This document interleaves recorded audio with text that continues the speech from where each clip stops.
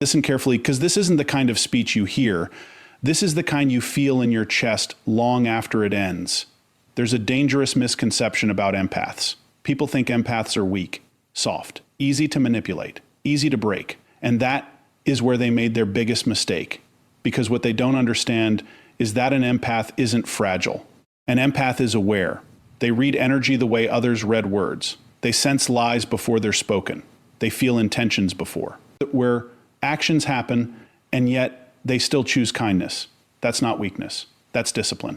But here's the turning point, the moment everything changes. When an empath is pushed too far, they don't shatter, they transform. You see, empaths give chances, more than most people deserve.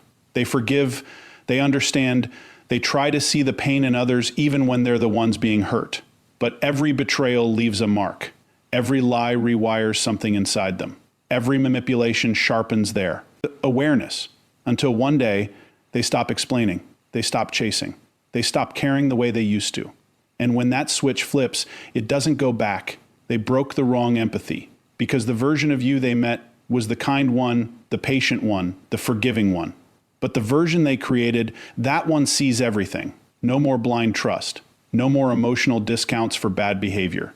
No more sacrificing your peace just to keep others comfortable. Now you recognize patterns instantly.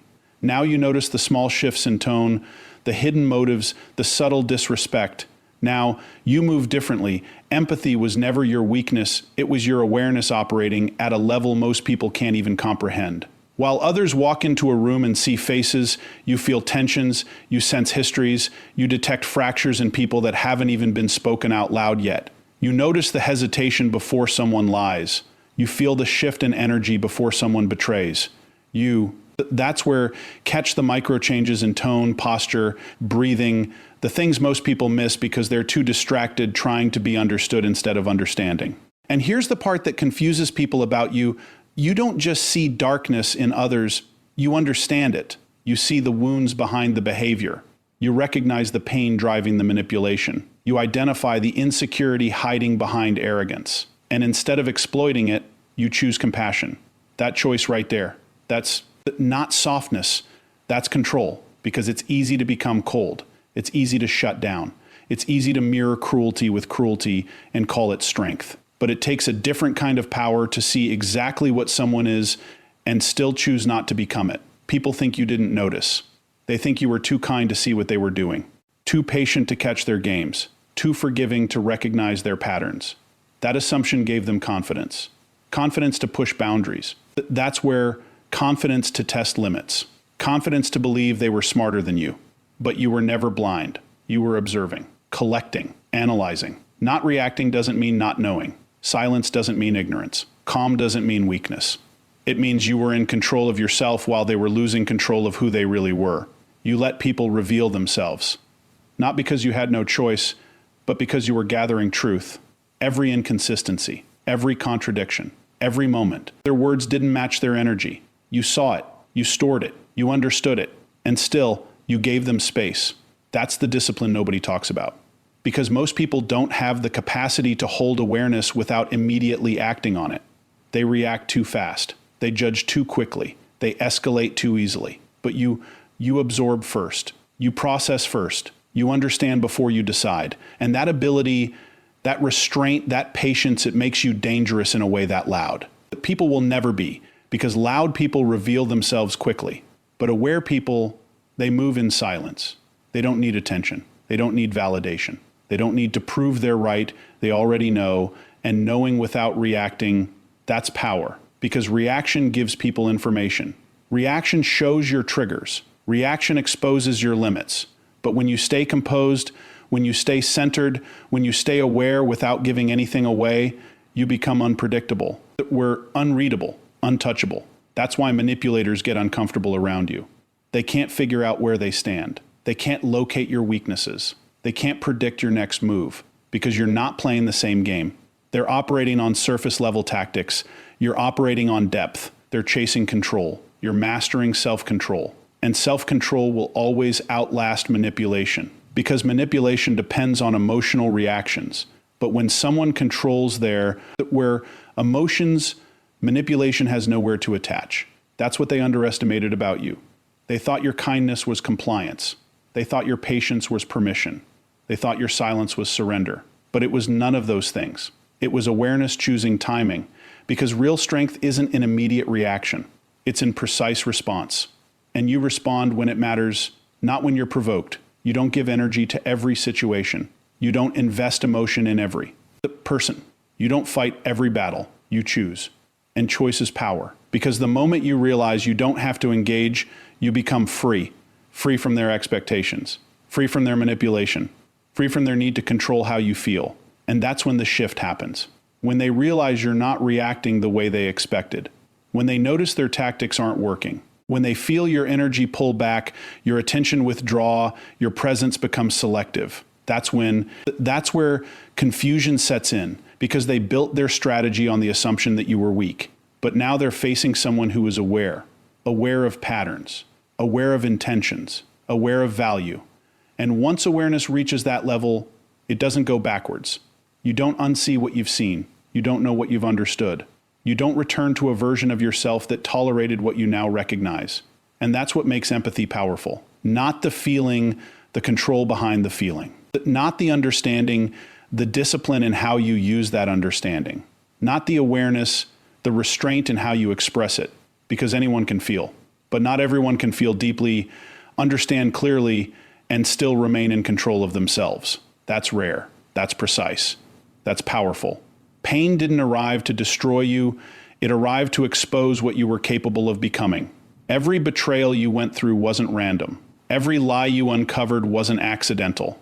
Every moment you felt that were used, drained, overlooked, it was shaping something deeper inside you. Because pain has a purpose most people never understand. It reveals patterns. It forces awareness. It strips illusions. At first, it feels like loss, like something is being taken from you. Trust, peace, innocence, the ability to see people the same way you used to. And that part is real. Something is being taken, but something else is being built at the exact same time.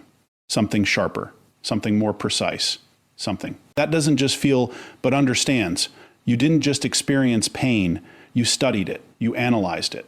You felt it from every angle until you could recognize it instantly. And that changed you. Not into someone broken, but into someone calibrated. Because once you've been lied to enough times, you start noticing inconsistencies faster than others can hide them. Once you've been manipulated, you begin to recognize intention before it turns into action. Once you've been betrayed, you stop. That's where taking words at face value and start reading behavior as the real language. Pain trained you. It sharpened your instincts.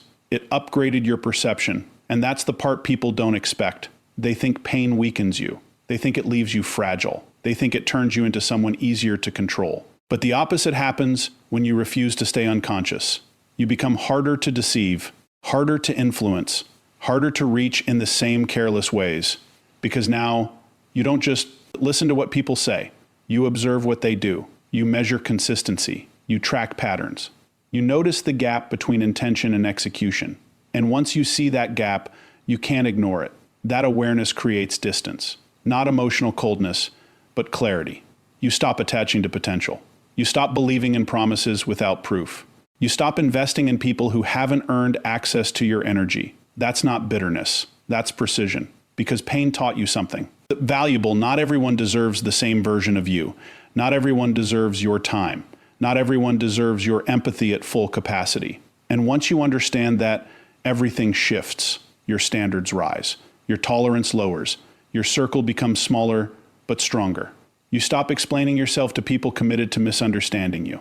You stop chasing people who benefit from your absence more than your presence. You stop fighting battles that only drain you without building you. And that shift, it's quiet, but it's powerful. Because from the outside, it looks like you changed. But from the inside, you finally aligned. Aligned with truth, aligned with awareness, aligned with self-respect. Pain forced you into that alignment. It didn't give you a choice. It pushed you to a point where staying the same became more uncomfortable than evolving. And that's where transformation begins.